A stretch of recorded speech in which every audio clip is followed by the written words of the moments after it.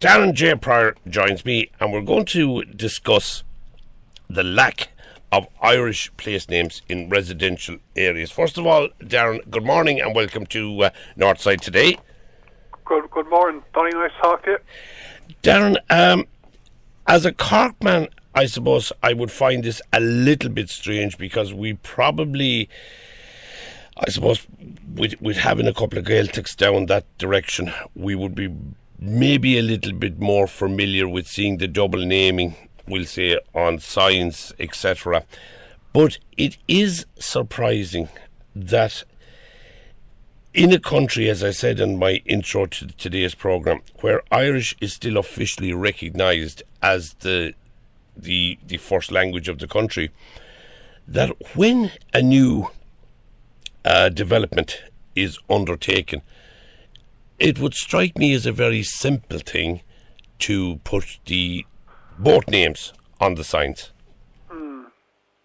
It should be, like, it is a simple thing to do, but as someone said to me years ago, human laziness is natural, like it's natural to be lazy, so I think you have I think laziness is the biggest factor. Like, you get some people who are anti-Irish working for public sector or whatever, but it's just laziness and probably lack of consciousness, you know.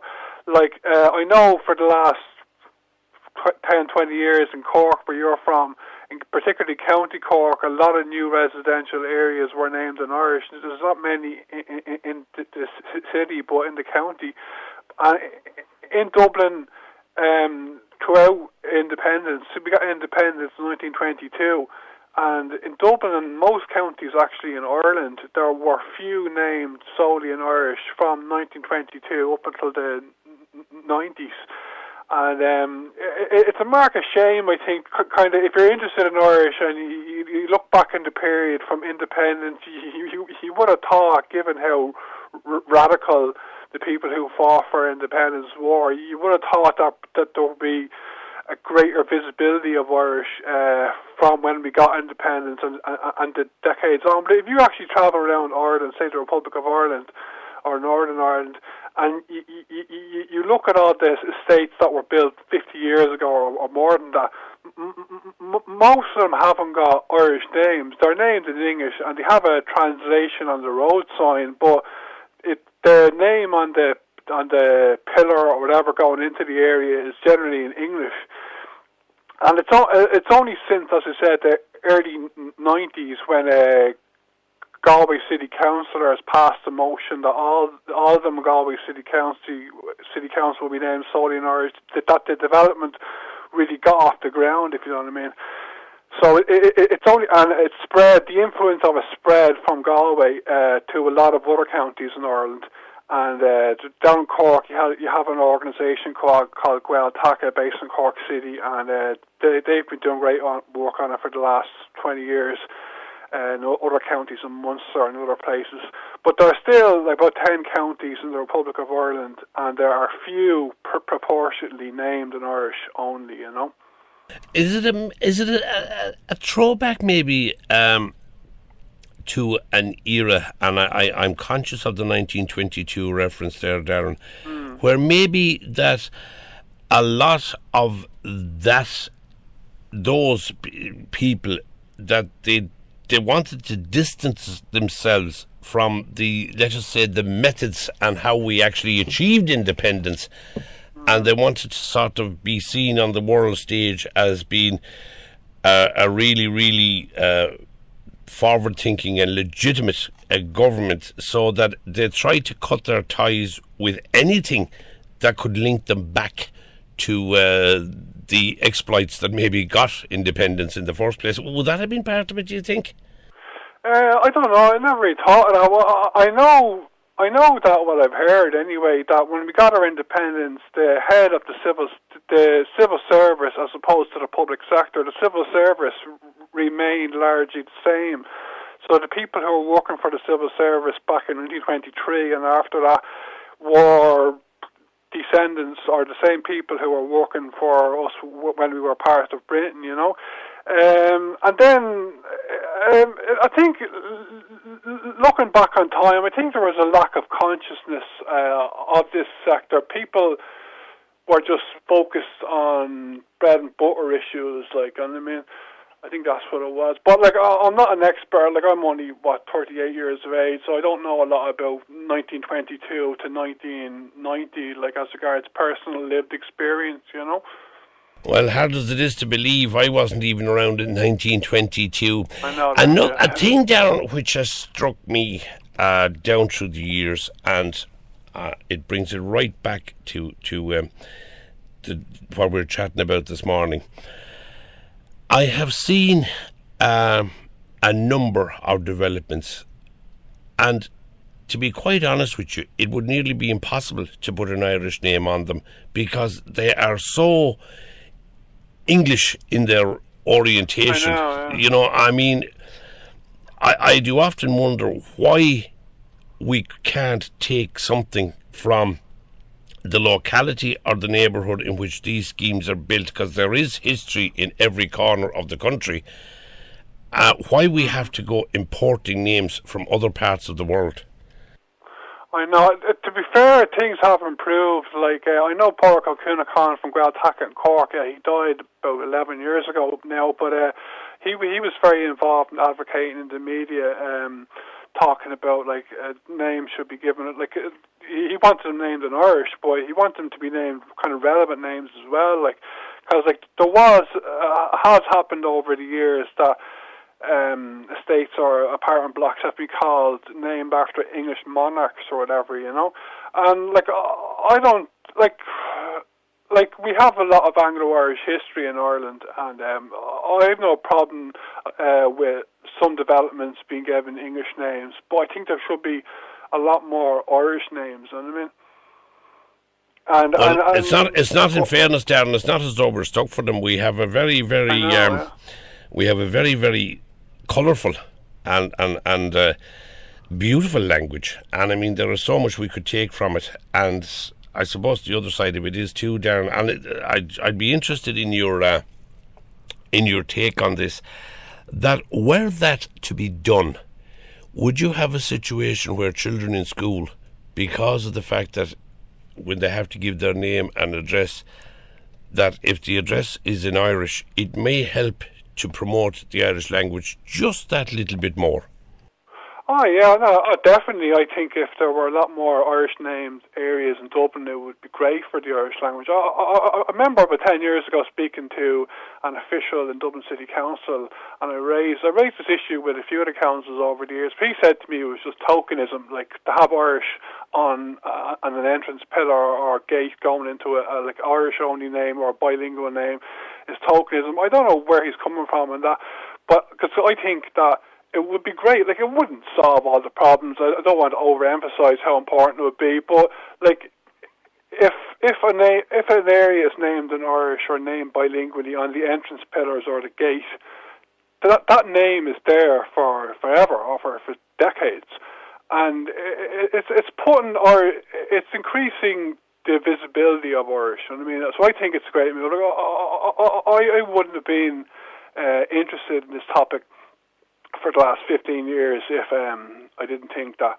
it would make it will have a good effect. For some people it have an effect, but I think for the majority of people it has an effect, and I think it would be great. I think so. Here's an idea, Darren, and I want to run it by you. Could we make it a condition of planning permission?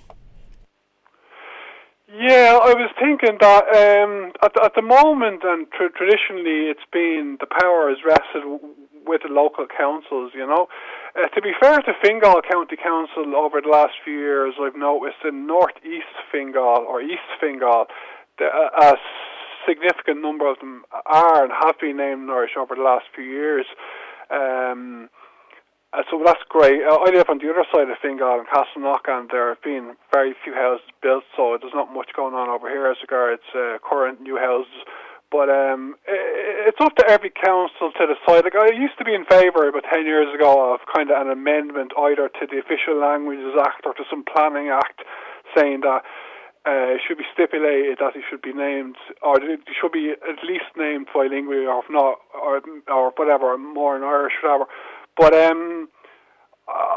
I think the power is with the councils, and if this matter gets more awareness, like, and I wrote an article in Little Village magazine, Dublin 15 recently, like, there are a lot of people who love the Irish language in Ireland, and some people speak it. If we could increase consciousness more to local county councillors and politicians of this issue, like, I think it will make a difference. Because as you said at the start of the interview, like, if you think about it realistically, it's a straightforward matter. It just has to, the awareness of it has to be increased, you know. Yeah, it's very interesting. I'm just to pick your brain, Darren, and I'm trying to work it out here age-wise with you. Do you remember the controversy in relation to dingle? Yeah, because in my time it was always dingle or dangan, and then it became undangan, and then I think it became dangan e coosh. So I mean, there was a lot of controversy about the renaming of that. Yeah, that was a controversial issue. I remember at the time Eamon O'Queeve got a lot of stick about that. Eamon O'Queeve became, for that period, I think he was the most hated or ridiculed minister of from Fianna Fáil and that government for that period, which went on for, well, over a year, I think. Yeah, like, I think a lot of people kind of don't like authority, like government authority ever kind of forcing them to do one thing or the other. Like, people know their own areas and they know what suits better, what suits their area. So that would be a kind of similar reason why I wouldn't be in favour of, like, an amendment to the Official Languages Act or some planning. I think if we can just if it was reminded to the council officials who deal with this, and a lot of councils in Ireland have Irish language officers, and if they were pushing this as well, I think it would make a big difference, you know. And another thing, Darren, which I think it's a lovely touch, and I see it now as I travel all over the city, and I've always maintained, I think it was 1982, I came up here, and I see it now in the last maybe 2 or 3, 4 years, that I've always maintained that Dublin City was actually a huge collection of little villages that are just tacked onto one another to create a town and then created a city.